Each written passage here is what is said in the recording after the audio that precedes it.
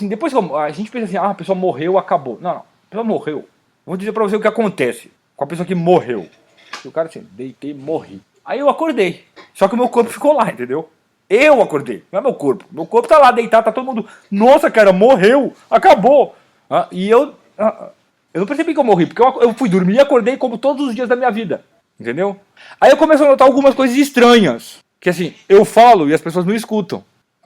Nossa, o que tá acontecendo? Daí eu lembro de alguém que não tá ali presente, no lugar que eu acordei.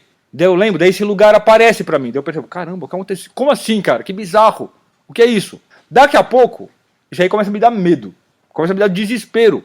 Porque daqui a pouco eu olho, nossa, cara, olha eu deitado ali, pálido e fedendo. É o meu corpo que tá lá. Daí isso dá um desespero.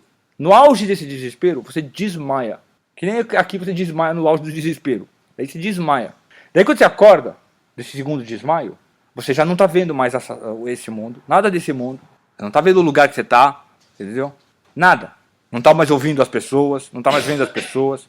Você sente que você mexe assim, só que daí você não vê nenhuma mão. Você põe assim, isso aí você não sente nenhum peito. Você entendeu? Tudo que você vê é uma escuridão total. Entendeu? Escuridão total. Deve acontecer um monte de processo. Bom, por enquanto, os detalhes desse processo não importa agora. Mas o que acontece é o seguinte, basicamente, se o grosso dos movimentos que tinha na sua alma dependiam do corpo, por exemplo, aqui, eu gosto de café doce. A apreciação de café doce depende do corpo, então, porque você tem que ter mão, tem que ter língua, entendeu? Tem que ter cérebro, que daí tem que ter todo o aparato sensorial, tem que ter todo esse esquema. Tudo isso aí tá no corpo. Aí uma hora eu tô lá assim, tipo, na minha escuridão, daí eu tenho vontade de tomar café. Putz, seria tão bom, né, se tivesse só pelo menos um cafezinho, pelo menos um cigarrinho agora, né? Tá tudo difícil aqui e tal, essa escuridão. Se tivesse pelo menos um cigarrinho, aliviava, né? Pelo menos um cafezinho.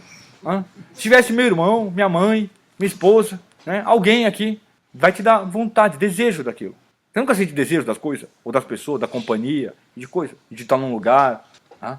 Só que... E aí como é que você faz? Aí como é que você faz?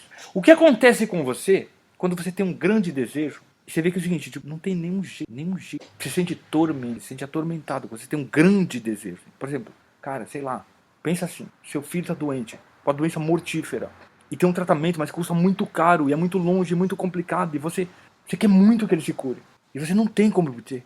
O que você sente? Você sente assim, não, mas tudo bem, na paz, o que Deus decidiu é o que Deus decidiu. O que Deus decidiu é bom para mim. É assim que você sente? É assim que fica os sentimentos no seu peito? Não é assim que fica o sentimento. Começa a te dar angústia, desespero, temor, raiva. Começa a surgir tudo isso aí. Não é isso? Tudo isso aí. Só que veja bem, no meio de tudo isso aí, tem um fundinho de tipo, não, mas ainda pode ser que eu obtenha o tratamento. Pode acontecer alguma coisa milagrosa, tipo, pode vir alguém me ajudar, ganhar na loteria, entendeu? Sabe? Né? Vou lá, fico rezando a noite toda, pode acontecer. Vou lá na igreja, fico rezando a noite toda. Tem um fundinho assim que pode acontecer alguma coisa e as coisas darem certo. Quando ele estiver morto, você nem sabe se as coisas que podem satisfazer os seus desejos ainda existem. Porque só o que você vê é uma treva. É a mesma coisa que você vê quando você fecha o olho. Assim, porque você vai estar de olho aberto e só vai estar vendo isso. Daí vai começar essa angústia começa a crescer, entendeu? Esse desespero começa a crescer. Porque o que aconteceu comigo? E quem me mandou aqui? Porque assim, não é assim, Deus, você chega lá, morreu, agora Deus chega lá, agora eu vou te explicar. Senta aí, vou te explicar exatamente. Ó, você fez isso. Não é tribunal, cara. Entendeu? Não é tribunal. Não tá na hora do tribunal ainda. Vai ter o tribunal. Vai ser pior do que você pensa. Porque não tá na hora do tribunal ainda. Você começa a ficar desesperado. Esse desespero, no começo você sente medo, desespero. Só que é o seguinte, medo e desespero... Oi. Não, eu tô falando... Imagina que... exatamente. Imagina, morreu. E vamos supor que é o seguinte, tipo, o cara não conseguiu escapar das alternativas. Antes de chegar nesse estado de desespero, ele vai ter alternativas celestiais. Vai ser feito de acordo com a religião. Se ele cara tem alguma religião, entendeu? O cara não tem nenhuma religião. Sabe o seguinte, cara, você vai pular o seguinte. A segunda vez que você acordar, você já vai começar a sentir isso aí. Aí o que vai acontecer com você? Não tem jeito. A pessoa que tinha religião, ela vai ter oportunidades antes de chegar nesse estado. Aí vai chegar nesse estado aí, você tá o seguinte. Do medo e do desespero, você vai mudar para um outro estado. Assim, medo e desespero é quando ainda existe um fundo de esperança. Tem uma possibilidade de eu conseguir escapar. Uma hora, você vai falar o seguinte, cara, não tem escapatória. O que acontece, olha só, o que acontece com você quando isso acontece na vida real, aqui na vida da Terra? O medo e o desespero vira raiva e ódio. Então assim, só pensa bem. Tinha um bandido no seu bairro, você estava com medo dele assaltar a sua casa. Mas você pensa, não, mas você tem uma fechadura boa também, e eu rezo aqui, eu tenho aqui uma imagem do Cristo aqui na porta, né, e tal, e eu sou gente boa, não vai acontecer nada. Então mas você tá com medo, né, você tá com medo. Né? Você não sai tipo 2 da manhã ali, tipo, deixando a porta estancada, certo? Né? Então, mas tá com medo, mas tem esperança. Daí é o seguinte, daí o ladrão chega lá, entra na sua casa, bate em todo mundo, estupra suas filhas, entendeu? E te rouba e vai embora. E vai embora, cara. Aí você sente medo e desespero, você sente ódio. Depois, né? Então assim, medo e desespero é quando existe uma possibilidade de sofrer uma agressão, sofrer um mal, ou escapar dele. Depois, assim, não, agora já não tem como escapar porque já aconteceu. Já ferrou. Porque você sente ódio. Daí o que você vai começar a sentir é o seguinte, ódio. Você concluir, você, cara, me ferrei, entendeu? Acabou o mundo pra mim e eu ainda existo. Entendeu? Sabe, a esperança do mundano era que no final ele pelo menos não existisse, entendeu? Então daí o cara vai descobrir o seguinte, nessa hora ele vai se dar conta. Me ferrei, porque o mundo não existe mais pra mim e eu continuo existindo. E não tem volta. Tipo, não adianta você mentalizar, voltar pro corpo, entendeu? Você não vai voltar, não vai aparecer. Não vai aparecer. Não tem esperança. Aí vira ódio. Só que o ódio é o seguinte, ele tem um problema. Se você não achar um objeto pra ele, ele se multiplica. Se você sentisse ódio quando o ladrão ainda estava lá, você pelo menos podia socar ele. Tipo, resolvi, entendeu? Acabou o problema. Gastou. Se ele tem um objeto. Só que lá ele não vai ter objeto. De quem que você vai se vingar? Entendeu? Em quem que você vai se vingar? Você tem a chance de encontrar ele. E matar ele, exatamente. Exatamente, você tem que ter um pouquinho de esperança. Entendeu? Você morreu, aí você virou ódio. Aí você tem um ódio. Você não tem como revertê-lo, porque não existe um objeto para dar vazão para ele. Então ele começa a crescer. E aí você, por exemplo, aí o que acontece? Você tá com ódio de tudo, cara. Então pensa bem, na hora que você tá com ódio de tudo, aí uma pessoa te lembra de uma coisa boa da sua vida, que você tinha. Não, mas pensa, não era legal na infância. Eu odeio isso, odeio criança. Porque é um bem perdido. Aí você começa a odiar todas as coisas que você amava. Ele começa a contaminar todas as coisas que você amava. Entendeu? Então, a hora que você sentir isso aí, sabe, você tá no inferno. Daqui a pouco é o seguinte, o seu ódio vai ser tão forte, que é como um fogo. O ódio é como um fogo, que ele vai iluminar o ambiente. E daí você vai ver o inferno. Daí você vai ver onde você tá. E o ódio só vai aumentar, sabe? Quando você vê onde você tá, o ódio só vai aumentar. Porque no começo você não vê que você tá no inferno. Você não vê o seu estado. Você só sente ele interiormente. O inferno é pela gente mesmo. Olha só, num certo sentido, sim. Num certo sentido. Num outro, não. Porque você foi de bobeira. Sério, o cara que vai pro inferno, assim, veja bem, o cara que vai pro inferno, ele não vai. A maior parte das pessoas que vai pro inferno não vai pro inferno de maldade. Porque o cara é mal. Entendeu? Mal. Não. Mal é o diabo, cara. A maior parte das pessoas não é má, não. A maior parte das pessoas é idiota. Foi de bobeira pro inferno. Não, é sério. É por isso que é larga. Pensa bem. Não, todo mundo aqui conhece bastante gente, não é isso? Dessas pessoas, quantas são más mesmo? Isso é bom no seu julgamento. Exatamente. Essa pessoa aí... Tá, não, deixa eu terminar. Essa pessoa foi boa, ajudou o relacionamento dela. Ela é muito inferno. Vai. Olha só, você deixou bem claro. Você deixou bem claro, assim. Não, boa no meu ver. Olha só, o que decide inferno e céu é bom no ver de Deus. Mas isso é bom. Não, isso é mal. Presta atenção. Nós nascemos com uma responsabilidade no mundo. Entendeu? Eu não sou um bicho. Eu não sou uma pedra. Eu sou um ser humano. Sou uma imagem de Deus. Eu tenho que agir. A minha existência tem que ser em função desta dignidade. Falar, você é um bonzinho aí. Você é um maldito. Desperdiçou essa oportunidade que é a existência humana. Você tinha a imagem de Deus dentro de você. E o que você fez com ela? Você jogou lixo em cima dela. Jogou lixo. Sendo bonzinho aí. Que bonzinho o quê, mano? Né? Por isso que o Cristo fala que é larga. Veja bem, se o caminho do inferno fosse só para os maus, ele falaria, não se preocupa não, cara, que o caminho do inferno é estreitinho. Pensa, olha as pessoas que você conhece, a maior parte delas não é maldosa. Isso é a menor parte das pessoas. Mas o caminho da perdição não é só dos maus, é dos maus e dos tolos. O que ele fala no final do Sermão da Montanha? Ele fala o seguinte, quem ouve essas palavras e as pratica, é comparado a um homem bom. Não, ele fala, é comparado a um homem sábio, prudente. E quem ouve essas palavras e não as pratica, não é comparado a um homem mau. É comparado a um insensato, que desperdiçou toda a sua vida, você entendeu? E fez a sua casa um negócio que, gente, cara, isso aí não adianta. Você pode fazer a casa mais linda do mundo, cara. É na areia, ela vai afundar. Então você pode ter sido todo bonzinho, mas sua bondade está construída em cima da areia. Ela vai afundar. O objetivo da existência, é levar uma vida à altura da imagem de Deus que você é. É levar uma vida segundo a sua natureza. Deus criou o ser humano para isto. Entendeu? Para isto. Nada mais, nada menos. É levar uma vida a essa altura. E ele falou, tá bom, tá, você não tá conseguindo. Então pode fazer um pouco menos. Faz pão e vinho aí. Não, você não tá conseguindo. Então faz só pão, cara. Não tá conseguindo. Então azar o seu. Então não vai dar. Problema seu. Você entendeu? Você não tem, olha só, se você não tem nem pão, você não tem nada para trazer pro céu, entendeu? Não tem nada em você, é o seguinte, que tipo, pode existir no céu. Tá? Um dia a gente vai morrer. E certamente, um dia a gente vai morrer. O que significa morrer? Significa que é o seguinte, toda essa vida animal razoável que eu tinha vai acabar.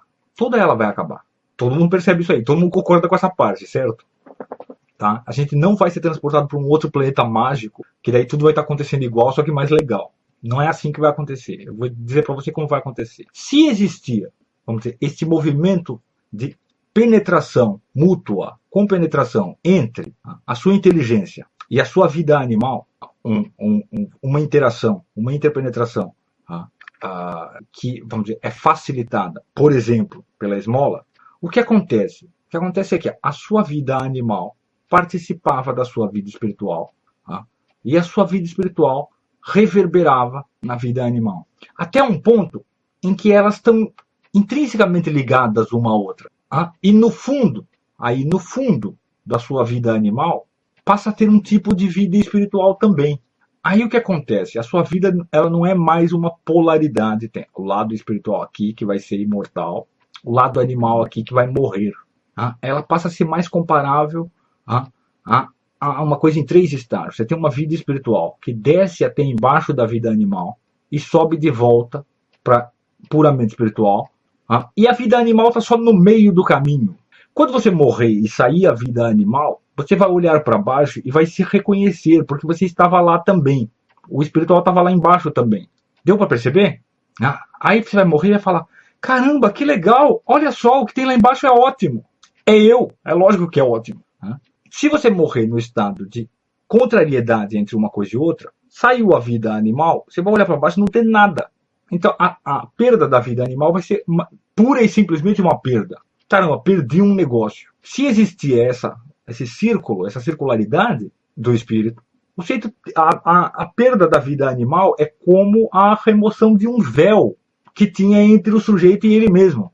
Sabe? A alma é tudo o que ela conhece, e ela é só o que ela conhece. Se a experiência que o sujeito tinha da vida animal dele era simplesmente este coágulo, esse fechamento, que é uma limitação em relação à vida espiritual dele, em relação à inteligência dele, a morte vai ser simplesmente a retirada disso. Mas se ele percebe nela um eco, ou uma reverberação, ou uma imagem, ou um instrumento da sua própria identidade espiritual, essa permanecerá com ele depois que ele morrer. A identidade espiritual permanecerá com ele quando ele morrer. O mesmo evento para ele terá um significado completamente diferente. Um ser humano só pode ter uma vida espiritual se ele mover o comportamento dele por princípios que são superiores à sua própria inteligência. Se ele fizer só o que é razoável, ele nunca vai conseguir ter uma vida espiritual. Ele tem que ir além do razoável. É a mesma coisa com é razoável supor que Deus já sabe tudo, sabe o que eu quero, sabe o que eu vou ganhar, o que eu não vou ganhar, então eu não preciso rezar nada para ele, porque ele já sabe tudo. Sim, é razoável supor isso. Mas se você mantiver essa atitude, você vai pôr a consciência da presença divina num canto obscuro da sua mente. E o dia que você estiver explicitamente diante da presença divina, você vai sofrer uma tremenda de uma surpresa. É que nem 2 pessoas falando mal de uma terceira, só que a terceira está ali atrás da cortina. Quando o cara sai de trás da cortina, você caga a cara no chão. Então o sujeito fala, não, é razoável, eu não tenho que pensar aqui, me pôr na presença de Deus, porque ele está presente mesmo. Tá bom, meu filho. Você vai acabar esquecendo a presença e pensar que ele não está ali atrás da cortina. E você vai agir como se ele estivesse ausente. E essa, por exemplo, essa atitude do rico em negar ali em negar a esmola, em negar em negar ajuda ao mendigo, de repente, quando ele morreu, ficou evidente o estado espiritual dele. Sim, né? Quando ele morreu, ficou evidente. Peraí, põe no mundo aí. Sim, o que aconteceu, o que é descrito nessa parábola é justamente o sujeito, não, ele estava agindo de maneira razoável, não irrazoável, quer dizer, ele não estava violando mandamentos definitivos, mas ele estava vivendo numa inconsciência espiritual completa. Quando ele acorda depois da morte, ele percebe qual a situação real dele. O que vai acontecer com a gente é isso, olha, esse mundo é um sonho, uma hora a gente vai ter que acordar, e aí a gente vai descobrir onde é que a gente está mesmo. Então, esse mundo pode ser para alguns um pesadelo, pode ser terrível, e para outros um sonho maravilhoso, mas todo mundo vai ter que acordar dele. E aí a gente vai ver qual que é a nossa situação real. Se o sujeito não se preparava para essa mudança de cenário, dificilmente ele vai se acostumar depois. Quer dizer, se a presença de Deus era um eco distante no fundo da inteligência do sujeito, bem, uma hora ela será uma evidência imediata. Pode ser que o sujeito fosse tão bom naturalmente que ele, mesmo sem estar na consciência da presença de Deus, ele estivesse agindo totalmente em conformidade com Deus. Sei lá, pode acontecer. Mas eu não contaria com isso. O melhor é o sujeito, não, peraí, deixa eu me exercitar aqui em me pôr na presença de Deus, porque um dia eu vou estar na presença dele. Se observem nisso, quando acontece uma coisa insatisfatória, algo lá no fundo, bem discreto, bem sutil, fala pra gente, que droga, o mundo não é do jeito que a gente está esperando ainda. Quer dizer, tinha algo em mim que esperava satisfação constante. Tinha um outro lado em mim ainda, que diante do insatisfatório fala, tá vendo? Tudo é ruim mesmo. Não adianta esperar satisfação constante, porque você vai se ferrar, porque o mundo é horrível. Porque nós viemos da poeira cósmica e a ela retornaremos. O mundo é apenas uma massa de átomos sem sentido. E estar diante da dúvida entre essas duas possibilidades, é não ter certeza, é a causa mais profunda de perturbação ou de insatisfação na vida do ser humano. Se a gente falou, a vida espiritual é um tipo de guerra. É verdade. Mas a ausência de vida espiritual é um outro tipo de guerra. É uma guerra entre a expectativa de satisfação constante e o medo de que não existe nada na realidade que possa corresponder a essa expectativa. Como o esquema psicológico do homem de satisfação e frustração não é direto, ele é indireto, que nem a lua no simbolismo lunar, é por isso que existem pessoas otimistas e pessoas pessimistas. Pessoas otimistas são aquelas que, não, eu vou me agarrar à expectativa de, não, uma hora vai ter satisfação constante. Pessoas pessimistas olham e falam, não, talvez isso aconteça, mas até agora não aconteceu. Então, para não ter frustração, eu vou me agarrar à ideia de que nunca vai ter satisfação nenhuma, não existe nada no mundo que possa dar satisfação. Mas a verdade é que isso aí são só saídas psicológicas que não resolvem a questão, realmente. A única coisa que resolve essa questão é um convívio permanente com Deus. Eu sei que tem o convívio permanente com Deus, ele sabe, tem um jeito, tem uma saída, e a porta não vai fechar para mim. E a porta está sempre aberta para mim. E olha só, mais uma vez lembrando, oração, jejum e esmola não vão causar isso. Eles não são a causa da paz na terra e da glória nas alturas. Eles são exercícios para se obter essas coisas.